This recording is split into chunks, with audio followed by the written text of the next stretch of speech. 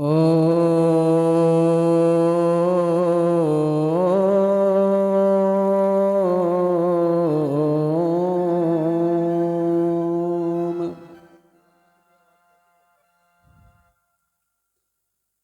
चैतन्यम शाश्वतम शांतम व्योमातीतम निरंजनम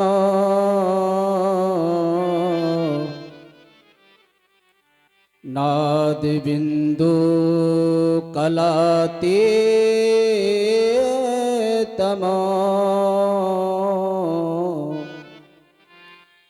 तस्मै श्री गुरुवे नमः। त्वमेव माता च पिता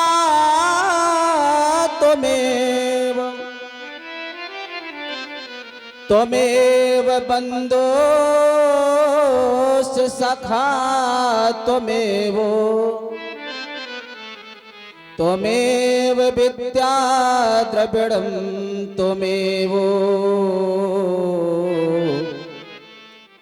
त्वमेव सर्वं मम देवो देवा। बोलिए श्री सद्गुरुदेव भगवान की जय, सच्चिदानंद भगवान की जय।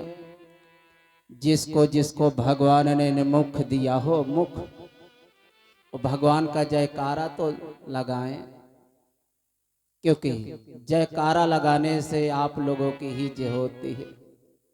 इसलिए सत्संग में जब महापुरुष जयकारा की आवाज लगाए, अवश्य लगाइए। पवन सुत हनुमान जी महाराज की जय।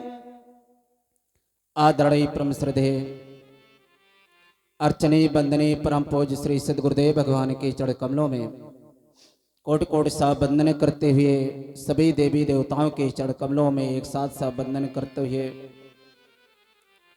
ज्ञान वृद्ध वयोवृद्ध परम पूज्य स्वामी जी महाराज के जो महोबा आश्रम से जिनका पदार्पण हुआ है, स्वामी जगदेवानंद जी महाराज के चरण कमलों में कोटि कोटि सा वंदन करते हुए और सभी संतों को एक साथ सा नमन करते हुए, मुद मंगलमय संत समाजू जो जग जंगम तीरथ राजू। क्योंकि 15 मिनट का समय है, इसलिए समय के ही अंतर्गत अपना कार्य करना चाहिए। और संचालक महोदय श्रवण कुमार जी तथा संगीत वाले सभी को हार्दिक अभिनंदन। सीता सवित्री गार्गी मदालसा के आदर्श पर चलने वाले हमारी माताएं बहनें, राम और कृष्ण के आदर्श पर चलने वाले सभी प्रिय भाई बंधु, आइए दो बार प्रभु का नाम उच्चारण करते हैं।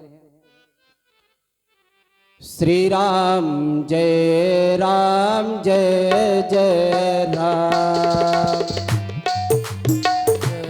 राम जय राम, श्री राम जय राम जय राम, श्री राम जय राम।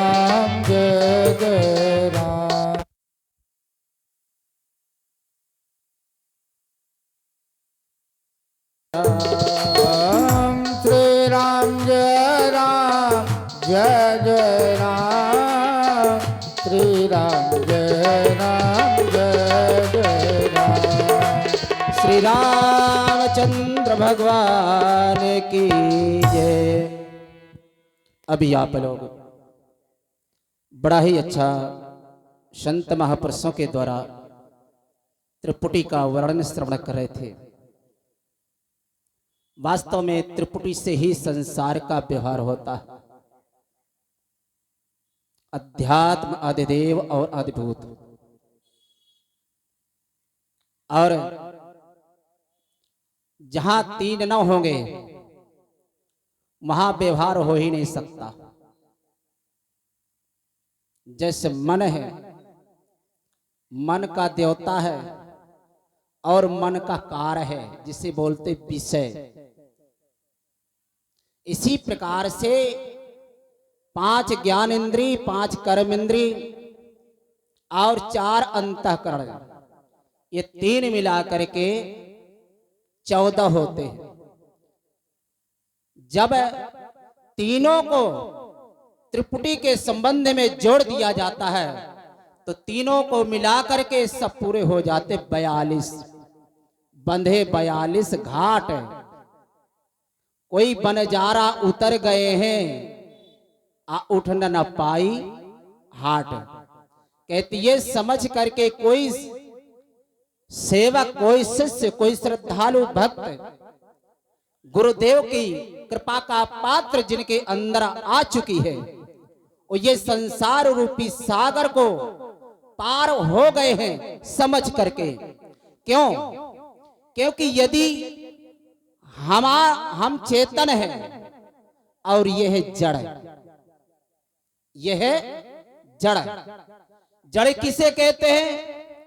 जो न अपने को जानता है और न दूसरे को जानता, उसे कहते हैं जड़। जैसे हाथ है, हाथ है लेकिन हाथ पैर को नहीं जानता, क्योंकि पैर भी जड़ है और हाथ भी जड़ है। नेत्र भी जड़ है और नेत्र के साथ साथ नाक भी जड़ है, माने पूरा शरीर जड़ है। लेकिन इस जड़ में रहने वाला जो चेतन है वो चेतन ही जानता है। जिस प्रकार से घर है, अगर घर में रहने वाला घर का मालिक ना होगा तो शायद तो घर का अनुभव नहीं कर सकता है। इसलिए जो 6 गुरुओं ने, जो कल के प्रसंग में आप लोगों को जताया गया था कि 6 गुरुओं के द्वारा यही संस्कार डाले गए हैं कि तुम शरीर हो, तुम शरीर हो और तुम शरीर हो, तुम्हारा ही नाम है, तुम्हारा ही जाति है और तुम्हारा ही वर्ण है और तुम्हारा ही गोत्र है, तुम ही हो। और इतने ज्यादा संस्कार मजबूत हो गए कि यही जब मजबूत हो जाते हैं तो महापुरुष बहुत कहते हैं कि तुम चेतन हो, आत्मा हो, ब्रह्म हो, लेकिन वो बात हमारे अंदर ठहरती नहीं है। क्यों?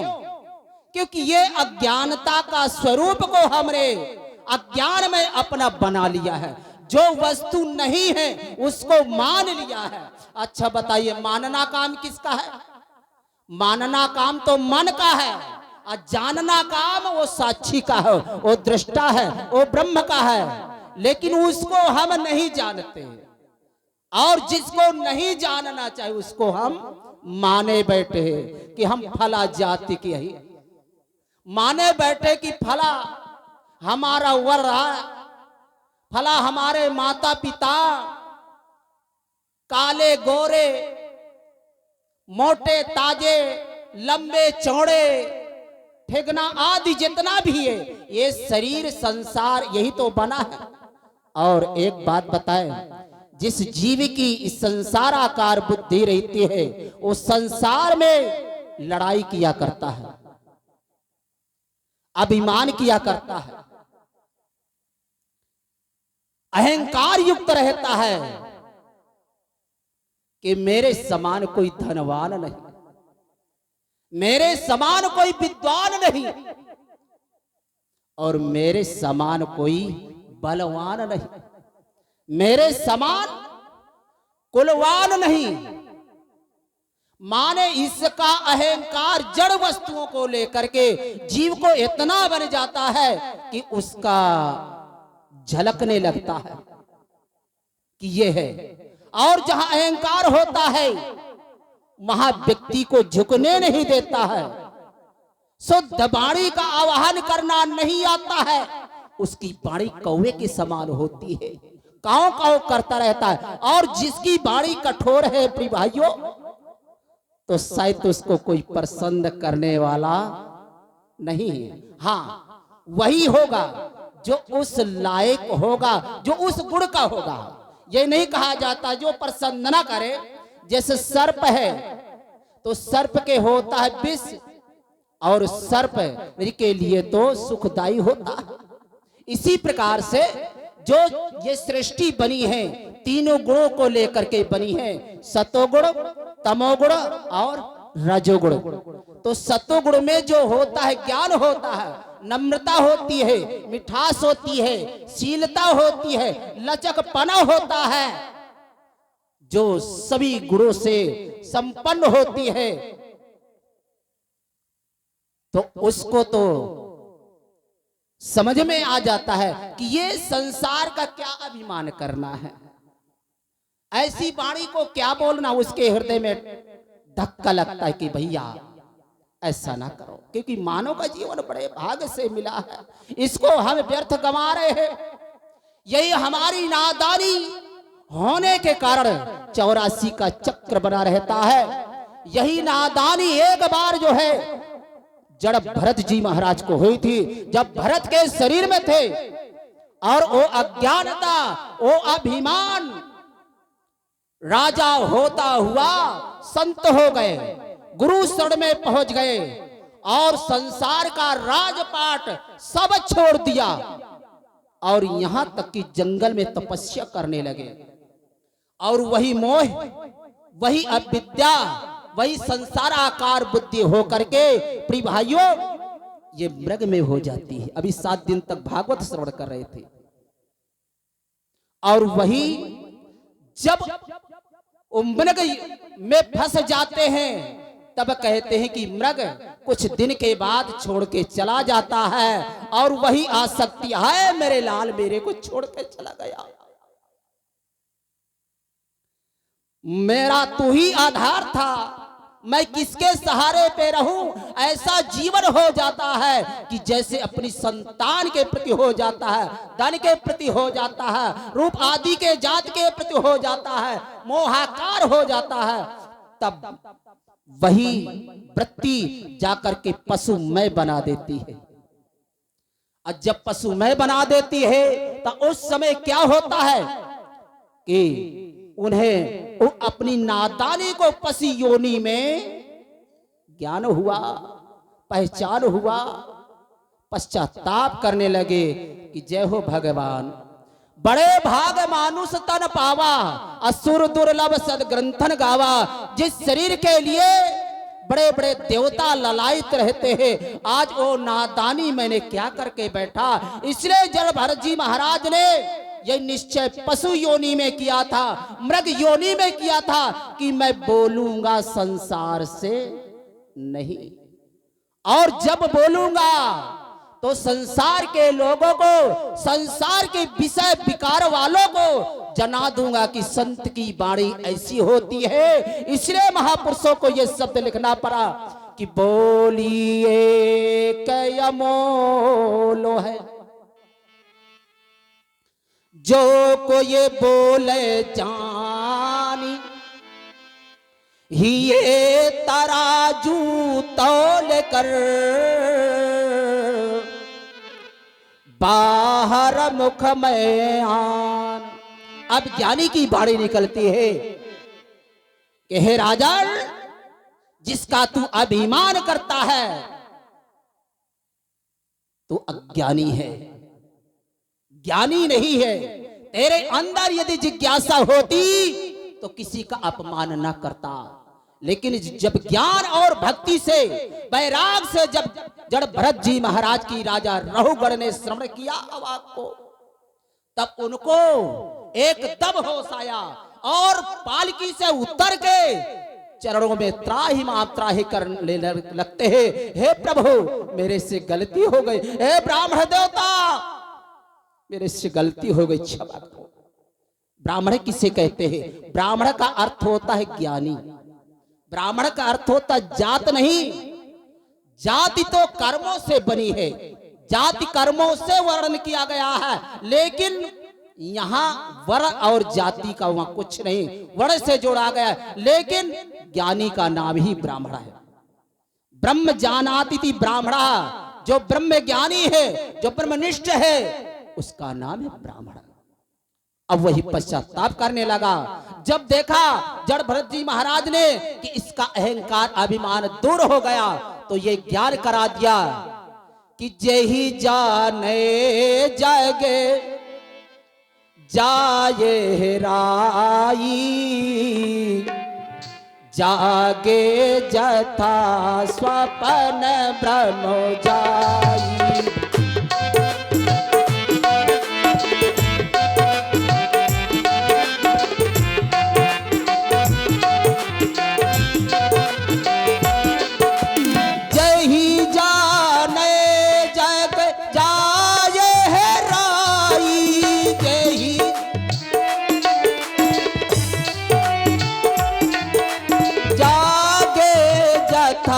स्वपन ब्रह्म जाई।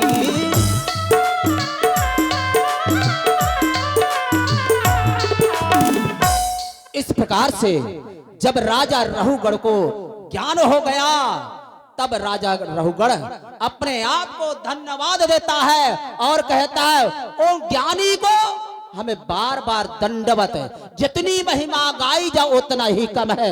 ओ ज्ञानी चाहे वृद्ध अवस्था में हो, चाहे बाल अवस्था में हो, चाहे कुमार अवस्था में हो, या चाहे प्रौढ़ अवस्था में हो, उन ज्ञानी को हम बार बार नमस्कार करते हैं, जो ज्ञानियों के द्वारा, उन ब्रह्मनिष्ठ के द्वारा संसार का कल्याण होता है। और जिन्होंने माता हो करके, पिता हो करके, भाई हो करके, बहन हो करके इस ज्ञान से आप परिचित हैं, ये ज्ञान ना दिया, उसके समान दुश्मन नहीं है, वो दुश्मन है।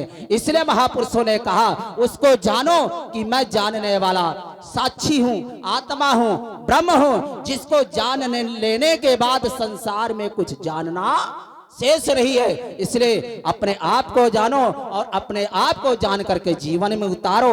बस यही ब्रह्म चर्चा, यही सत्संग है, और ये संसार असार है। और जो सत्संग करता है तो सार को ग्रहण करता है, और जो सत्संग का रंग नहीं चढ़ा वो असार ग्रहण के लिए। इसलिए हमें सूपा से ज्ञान ले लो, हमें चलनी से ज्ञान लो, और सार को ग्रहण करता आप जानते हो कि सार सार को ग्रही रहे तो होता दे उड़ाए। यही बाड़ी कोई विराम देना चाहेंगे। श्री सदगुरुदेव भगवान की जय शिवो हम। बोलिए सदगुरुदेव भगवान के। अभी अभी बांदा धाम से पधारे हमारे परम पूज्य परम आदरणीय श्री गोपालानंद जी महाराज के आपने विचारों का रसपान किया है। एक नदी किनारे नाव खड़ी थी, कुछ लोग नाव को लेके जाने लगे तो रात भर नाव चलाई, वो 25 हाथ आगे बढ़ी और रुक गई। सारी रात चलाते रहे। सुबह हुआ तो केवट आया, उसने कहा क्या कर रहे हो? बोले उस पार जाना है। सारी